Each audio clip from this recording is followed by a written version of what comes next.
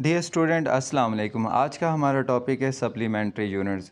अब ये supplementary units क्या होते हैं? जो यूनिट ना तो बेस यूनिट की लिस्ट में शामिल होते हैं, ना डेराइव यूनिट की लिस्ट में शामिल होते हैं, ऐसी यूनिट्स को हम नाम देते हैं सप्लीमेंट्री या ज्योमेट्रिकल यूनिट्स का नाम दिया जाता है। अब इसकी टू टाइप्स हैं, एक को हम रेडियन का नाम देते हैं, एक को हम स्टी रेडियन का नाम देते हैं। अब ये रेडियन क्या है? Radian is a plane angle होता है। It is two dimensional, two dimensional के लिए यूज़ किया जाता है।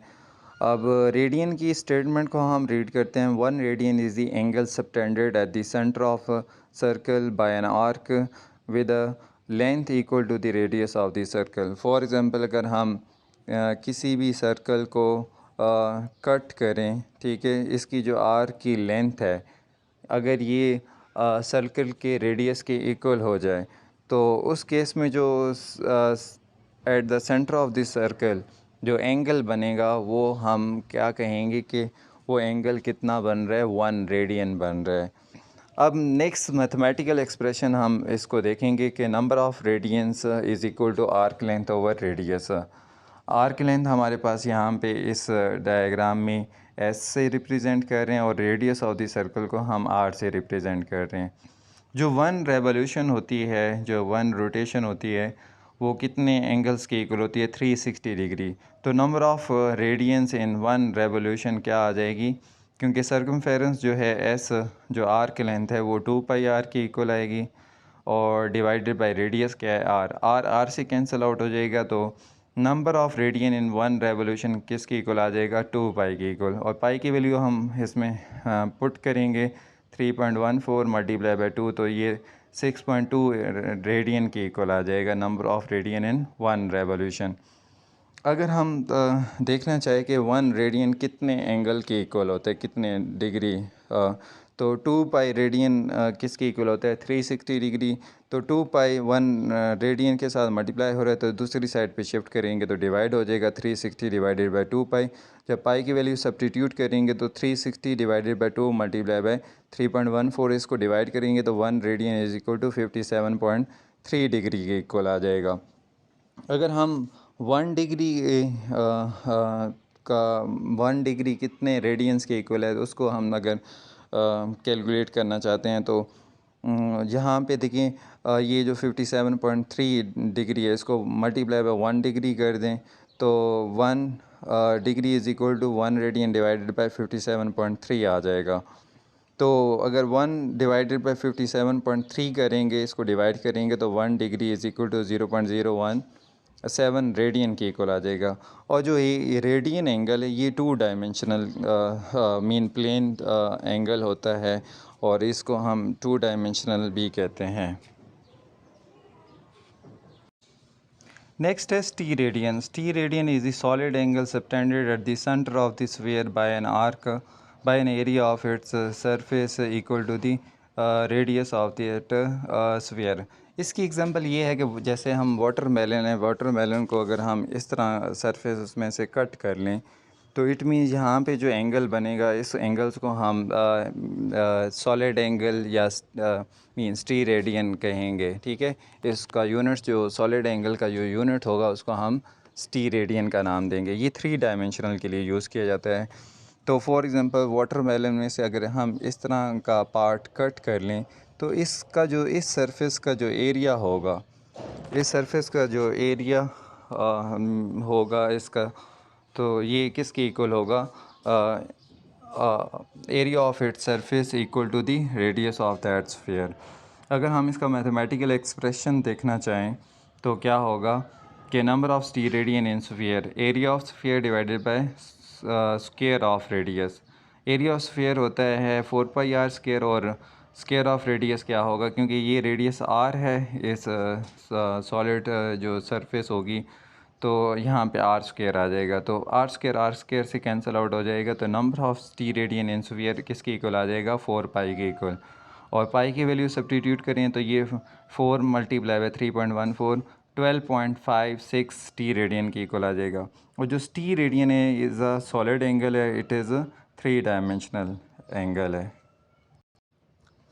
अब साइंटिफिक नोटेशन नेक्स्ट टॉपिक है, writing numbers in power of 10 और in standard form is called scientific notation. अब साइंटिफिक नोटेशन क्या होती है? इट मींस के जो डेसिमल होगा उससे बिफोर जो वन नंबर होना चाहिए वो नॉन ज़ीरो डिजिट होना चाहिए, और 1 और 10 के बिटवीन कोई नंबर होना चाहिए। Mean 1 point, 2 point, 3 point, 4 point, 5 point, 6 point, 7 point, 8 point, 9 point. Mean point से बिफोर सिर्फ 1 डिजिट होना चाहिए और नॉन ज़ीरो डिजिट होना चाहिए। और दूसरा मल्टीप्लाई बाय 10 की पावर्स, मीन एक्सपोनेंट की पावर होनी चाहिए, मीन एक्सपोनेंट होना चाहिए, मीन 10 की पावर में आंसर होना चाहिए। दोनों कंडीशंस जब सेटिस्फाइड होंगी तो वो जो फॉर्म बनेगी वो स्टैंडर्ड फॉर्म, या उसको हम साइंटिफिक नोटेशन का नाम देंगे, जो 10 की पावर्स में होंगी। फॉर एग्ज़ाम्पल इसकी बात करें, इस एग्ज़ाम्पल की, तो अगर ये देखें 45 और उसके बाद ज़ीरोज़ हैं।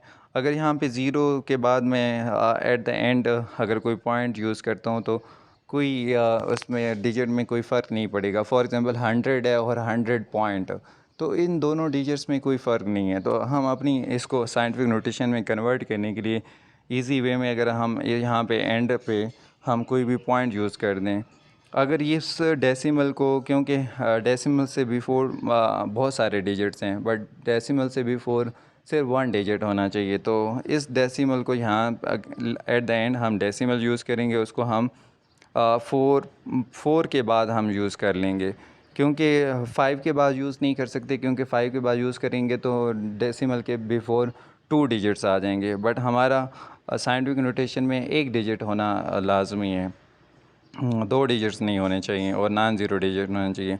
अब जो ये 4 डिजिट है ये नॉन ज़ीरो भी है, और दूसरा 1 ही डिजिट है।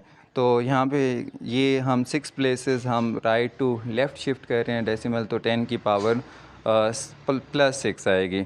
तो ये जो आंसर आएगा 4.5 मल्टीप्लाई बाई 10 पावर 6, ये एक साइंटिफिक नोटेशन में कन्वर्ट हो जाएगा। दूसरा देखें, पॉइंट जो लगा हुआ है, पॉइंट से बिफोर एक ज़ीरो डिजिट है। अब ये साइंटिफिक नोटेशन फॉर्म में नहीं है। दूसरा, इसमें 10 की पावर नहीं है, इसको हमने साइंटिफिक नोटेशन में कन्वर्ट करना है, तो इस पॉइंट को हम 4 के बाद शिफ्ट करेंगे, क्योंकि डबल ज़ीरोज़ भी एक ज़ीरोज़ डिजिट हैं, तो ज़ीरोज़ के बाद हम शिफ्ट नहीं करेंगे, मीन 4 के बाद, क्योंकि पॉइंट से बिफोर एक नॉन ज़ीरो डिजिट होना मस्ट है। तो 4 पॉइंट मीन ये हम 3 प्लेसेस हम लेफ़्ट टू राइट डेसिमल को शिफ्ट कर रहे हैं, तो जहाँ पे पावर -3 आएगी। जब राइट टू लेफ़्ट शिफ्ट करेंगे तो पावर प्लस में आएगी, लेफ़्ट टू राइट शिफ्ट करेंगे डेसिमल को जितने प्लेसेस, तो उसके काउंट कर लेने हैं, उसके अकॉर्डिंगली पावर नेगेटिव आएगी। अब प्रीफिक्सेस क्या होते हैं? जो हम किसी भी फॉर एग्ज़ाम्पल 20 किलोग्राम है, तो यहाँ पे जो 20 एक न्यूमेरिकल वैल्यू है, और किलो क्या है, एक प्रीफिक्स है, और ग्राम क्या है, यूनिट है। अगर हम कोई भी वर्ड या लेटर किसी भी ऐसा यूनिट्स या यूनिट से बिफ़ोर हम यूज़ करते हैं कोई भी वर्ड या लेटर, तो उसको हम प्रीफिक्स का नाम देते हैं। यहाँ पे for example 5 multiply by 10 power -3, तो अब ये जो 10 पावर -3 है ये मिली के इक्वल है, तो यहाँ पे आंसर आ जाएगा। हम देखें 10 पावर -3 ये जो सब मल्टीपल है, इसकी जगह पे हम एक लेटर स्मॉल m यूज़ कर रहे हैं, और यही प्रीफिक्स कहलाएगा। और मीटर क्या है? यूनिट है, ऐसा यूनिट है, और मीटर से बिफ़ोर भी एक स्मॉल m यूज़ किया गया है, जिसको हम मिली का नाम देते हैं। मिली यहाँ पे एक लेटर है जो यूनिट से बिफ़ोर यूज़ किया गया है, तो इसको हम प्रीफिक्स का नाम देंगे। और 6 × 10 पावर 9, और ये 10 पावर 9 क्या है? एक प्रीफिक्स मीन प्रीफिक्स का मल्टीपल है, जिसको हम गीगा का नाम देते हैं। तो ये इसकी जगह पे हम सिंपल गीगा भी लिख सकते हैं, या कैपिटल G भी लिख सकते हैं। उसके बाद इसकी बहुत सारी एग्जांपल हैं, ठीक है, जैसे डेका, हेक्टो, किलो, गीगा, बे, डेसी, सेंटी, ठीक है।